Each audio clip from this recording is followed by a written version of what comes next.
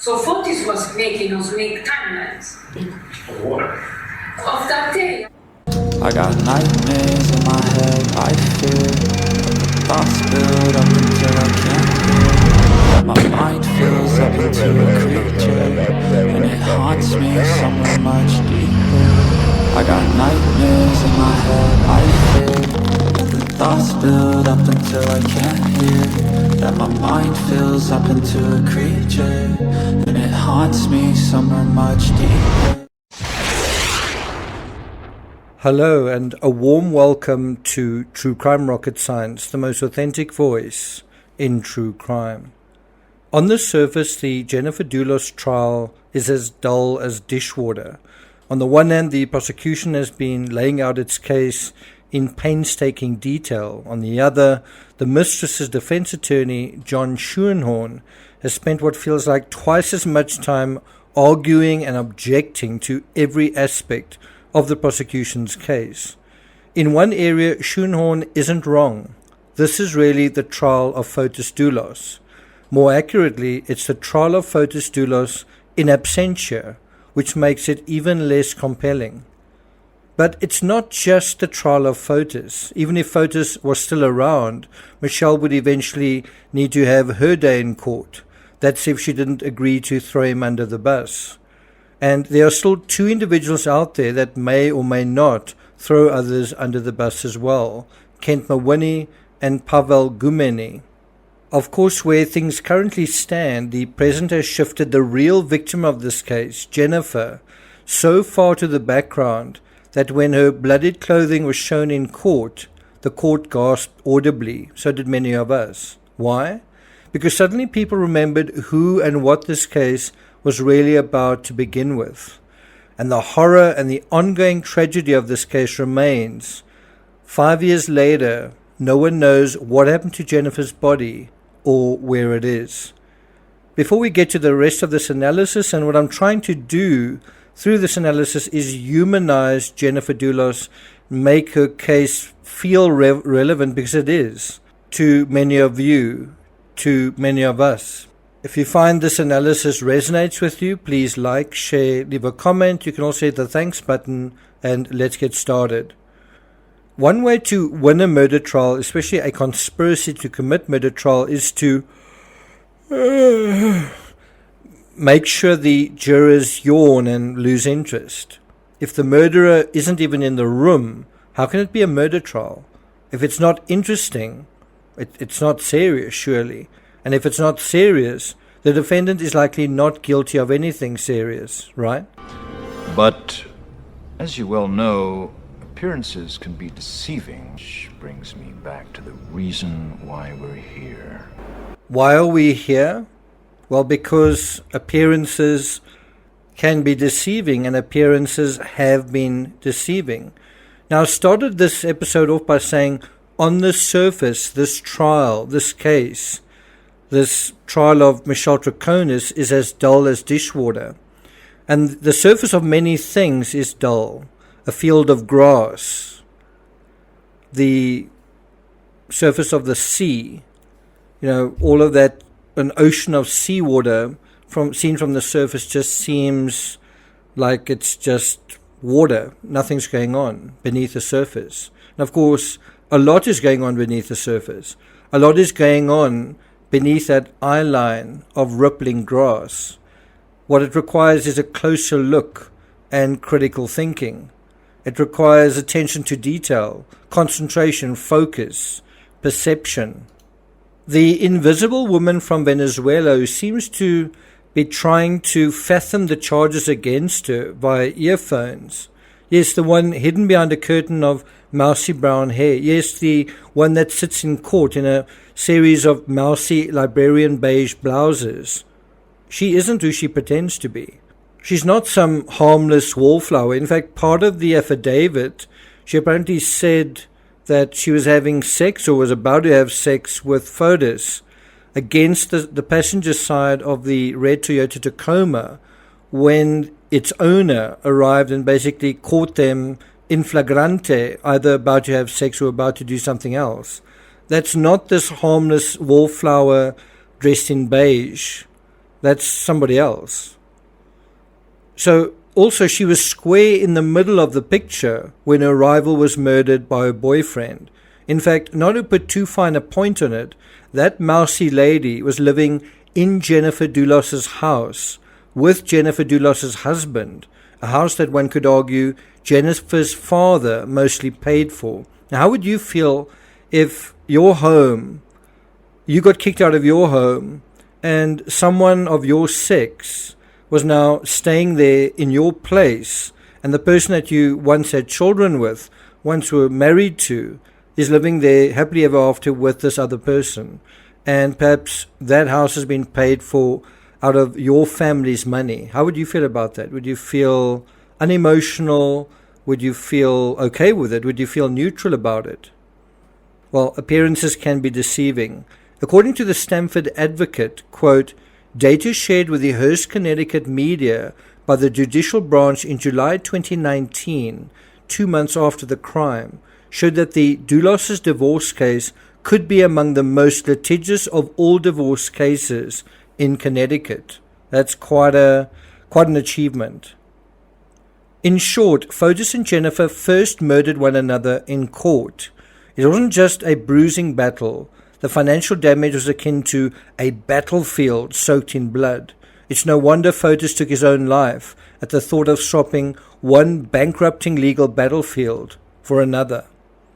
But before we reduce the whole story to a simplistic black and white chessboard, oversimplified, dumbed down, stripped down, as Michelle Troconis herself seems to be in court, we have to be careful not to be over-reductionist ourselves. As email writer Rich Cohen recently noted, and I'll put a link to his article in the description, Jennifer was once a paramour herself. Her relationship with Fotis started when he was married. So who in the story is truly without sin? Who in any marriage divorce scenario is truly without sin, the innocent party? Except what the dreariness of the trial obscures is the fantastic fairy tale all of these people were living in. We only get occasional glimpses of the Gatsby-sized palaces they lived in, or the Technicolor skiing trips they went on. That's water and snow skiing in America and around the world. You know, they really were living an idyllic life in New Canaan. It is something that Rich Cohen describes as a picture-perfect Main Street, America as it was dreamed in the 1950s. And so when you are living a life like that, only to have it ruined, only to have that lost or taken away, makes the tragedy so much more tragic, the nightmare so much more nightmarish, the disaster of this so much more horrible. So, instead of being reminded of the fairy tale that was hanging in the balance for everyone in this story, for Jennifer, for Fotis, for Michelle, for their kids, we find ourselves navigating the debris of a, by now, long-lost fairy tale. We are made to sniff at ground level through the dusty cement floor of a 3-car garage, looking for scraps of paper towel and mopped up drops of Jennifer's blood. These are the remnants of what used to be someone's larger-than-life life. We have to trawl endlessly through garbage and garbage cans, examining the black plastic or the tape that was wrapped around the neck to secure it for signs of human life. And there aren't that many signs, and yet, once upon a time, someone was living larger than life. This incredible life that most of us could only dream of. And it's reduced to black garbage bags. We only get a hint of the scale of luxury and excess through, for example, a neighbor's camera activated by a barking dog. We also get just a short hint through the 9 separate vehicles, almost all black, one white and one red, that seem to be part of the oily mechanism of this case. But we get a hint through these 9 separate vehicles of the size, the scale, the scope of the story that the people in the story were living. What's easy to miss in the dry, woody confines of the Connecticut courtroom is the tooth and nail, the fight to the death, animalistic territoriality that is par for the course in divorces, except we are now in the kingdom of divorces, as Cohen puts it, which is Connecticut itself. I'm not precisely sure why Draconis isn't seen as the thing that she is. Perhaps it doesn't matter. Perhaps, after all, her husband has long since exited the legal playing field, leaving behind a note on his way out. Perhaps because both of the original principal players are gone, dead and buried, the raw rapaciousness of the battle is hard to imagine. Draconis herself described it as 2 years of torture and a nightmare. I believe her. But the nightmare is actually the secret story about what Jennifer Dulos experienced at the hands of her murderous, adulterous, deeply indebted charlatan husband. The nightmare is also the ongoing mystery of what happened to this person who's completely disappeared. We don't even know where her body is 5 years later. How can that be with all the money in the world? And so Cohen, writing in email, he does well in his excerpt to describe Fotis, for example, and what Jennifer and Michelle were actually dealing with when they were dealing with him. Let's take this as an example. Fotis Dulos was a Greek-American, Ivy League-educated pretty boy. He did away with his wife, Jennifer, who on the morning of Friday 2019, dropped her 5 kids off. But there's a really good description of him. Greek-American, Ivy League-educated, pretty boy. And he's Greek. And what does that mean? Beyond the garage, the garbage bags, the suggested coffee stains, the supposed gum on the sidewalk, the blood-stained car seats and rural car washes, there was a bloodbath. The green leafy woods burned red, except that's not autumn color you're seeing. It's greed. Greed for money, greed for life, greed for dominance. And this isn't greed is good. This is greed bringing out the worst impulses in people. And once the deed is done, one can head to the nearest Starbucks for some refreshment and talk about the shallow things shallow people talk about. For my part, I can't say exactly why I didn't cover this case when it first exploded in May 2019. Probably I was in the thick of covering the Chris Watts case, which meant writing 12 books. I was still writing books in 2019. I only started covering true crime on YouTube in September 2019, 4 months into the Dulos case. What the Dulos case seems to show quite uniquely is that there may be 1, 2, 3 or more who might conspire to commit murder. And what this shows is, and we just dealt with that in the Savannah Soto case, just how easily murder can be sold from one man to a fellow man. That is something I find truly horrific. There are at least 2 other high-profile cases where we intuit at least the possibility of perhaps more than one person apparently in on a scheme to hide and or dispose of a human body, perhaps even a relative. Think of the Ramsey and the McCann cases and some theories regarding those cases. But this is how our species finds itself in wars when we think nothing of the loss of one life and hiding our dirty work away. As long as it isn't your own, we think nothing of a loss of a life.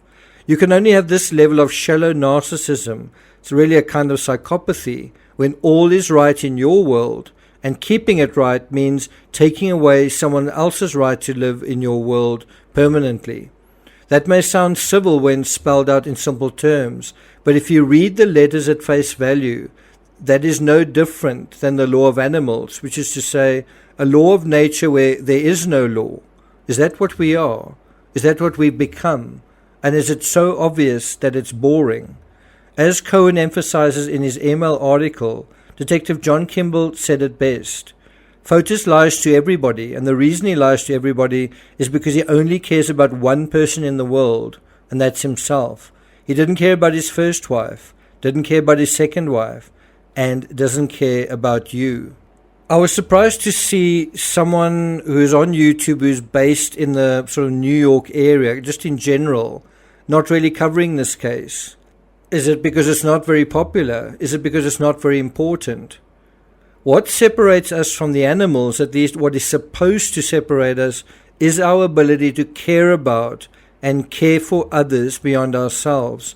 That should be what ought to stop affairs from happening in the first place, and murderous thoughts from gaining ground in criminal minds. Michelle might say the important thing is, I didn't do it, even if she was there when the dribs and drabs that were once a person were thrown away in the garbage like garbage. If convicted, Michelle could spend 20 years in prison. I'm not going to take it further than that. Monday, I think we will see trial day 17, and this case is scheduled to be heard until around about the 1st of March. So for much of the entire month of February, we are awaiting the testimony of Pavel Gumeni next. It should be within the next day or two, so look out for that. If you want very in-depth additional background on this case, I highly recommend you read Rich Cohen's series of articles. I think there's 7 or 8 on Airmail. As I said, I'll put a link up to one of them in the description. Thank you for listening, and I'll see you guys next time.